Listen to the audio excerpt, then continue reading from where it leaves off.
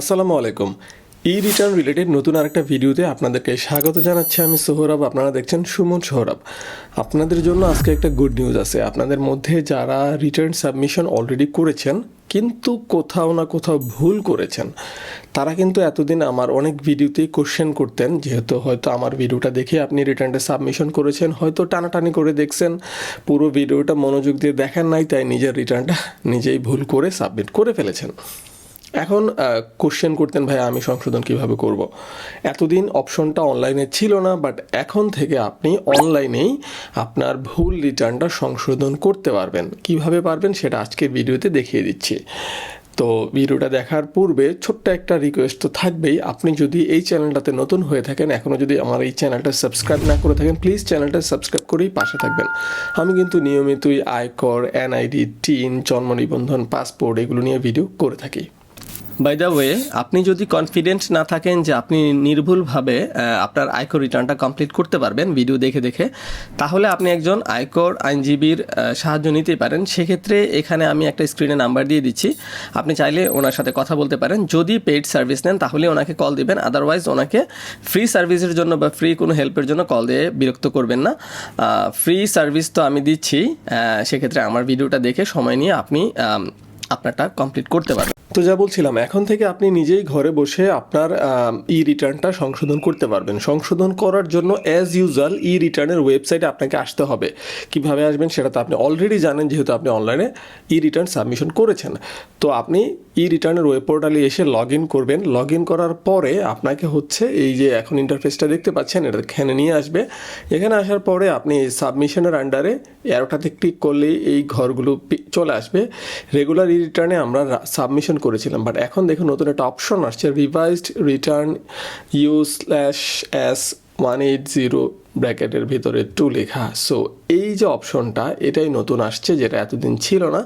আপনি revise return জমা দিতে পারবেন এই অপশনটার মাধ্যমে।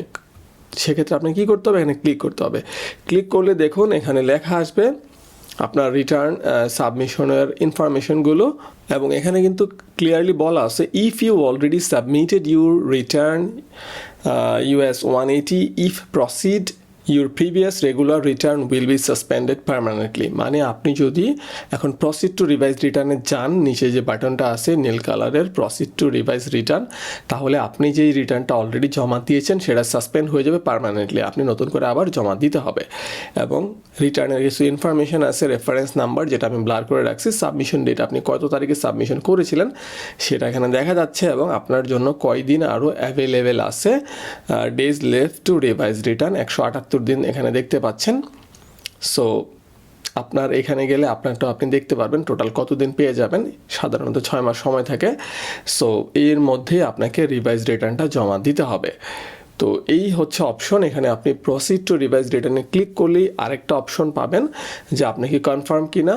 হ্যাঁ, আপনি ক্লিক করার সাথে সাথে এই যে আর ইউ শিওর, আপনি কি আসলে শিওর মানে এটা প্রসিড করতে চাচ্ছেন কি না। This change is going to be final and can not be undone, are you sure want to proceed.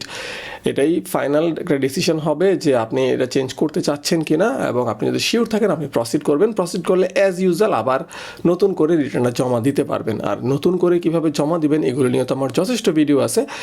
আপনি যদি ভিডিওটা টেনে টেনে না দেখেন তাহলে নিশ্চয়ই পারবেন সঠিকভাবে নির্ভুলভাবে রিটার্ন জমা দিতে। বিশেষ করে যারা জিরো রিটার্ন জমা দিয়েছিলেন এবং কোনো হিসাব দেখান নাই, লাইক কোনো ইনকাম দেখান নাই, হ্যাঁ ইনকাম না থাকতেই পারে, সেক্ষেত্রে আপনার সম্পদ তো থাকতে পারে না, আপনি উত্তরাধিকার সূত্র সম্পদ পেতে পারেন, বা হাউস ওয়াইফের ইনকাম নেই, হাজব্যান্ডের থেকে টাকা পেতে পারে, তার যে অ্যাসেট আছে সেগুলো তো দেখাইতে হবে। এখন আপনি যদি সব জায়গায় জিরো দিয়ে দেন তাহলে তো হইল না।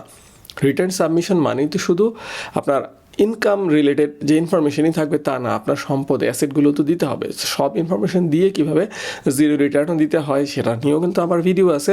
চাকরিজীবীদের নিয়ে ভিডিও আছে, ইউটিউবারদের জন্য ভিডিও আছে, ফ্রিল্যান্সারদের জন্য, সবার জন্য মোটামুটি ভিডিও করেছি। সো আপনি যে ক্যাটাগরিতে পড়েন সেটা আপনি দেখে নির্ভুলভাবে আপনার রিটার্নটা সাবমিশন করুন, তাহলে আর ঝামেলায় পড়বেন না। যেহেতু অপশনটা আসছে রিটার্ন সাবমিশনের, মানে রিভাইজ রিটার্ন কাজে লাগান যদি আপনি ভুলভাবে রিটার্ন সাবমিশন করে থাকেন, আদারওয়াইজ অডিটে আপনার রিটার্নটা পড়ে যেতেও পারে। তো এই হচ্ছে আজকের ভিডিও অ্যাকচুয়ালি কীভাবে জিরো রিটার্ন বা যেই রিটার্নই আপনি দিয়ে থাকেন না কেন, মানে কিভাবে সংশোধন করবেন যদি ভুলভাবে দিয়ে থাকেন, তাহলে সেটা এখন বুঝে যাওয়ার কথা এবং নতুন করে এর মাধ্যমে আবার আপনি আপনার রিটার্নটা সঠিকভাবে জমা দিতে পারবেন। আশা করি আজকের ভিডিওটাও ভালো লাগছে। যদি ভালো লাগে অবশ্যই ভিডিওটাতে লাইক করতে ভুলবেন না, কোনো প্রশ্ন তাহলে কমেন্ট করতে ভুলবেন না, সর্বোপরি এই চ্যানেলটাকে সাবস্ক্রাইব করে পাশে রাখতে ভুলবেন না। আজকে এই পর্যন্ত, আবার দেখা হচ্ছে নতুন কোনো ভিডিও নিয়ে। আল্লাহ হাফেজ।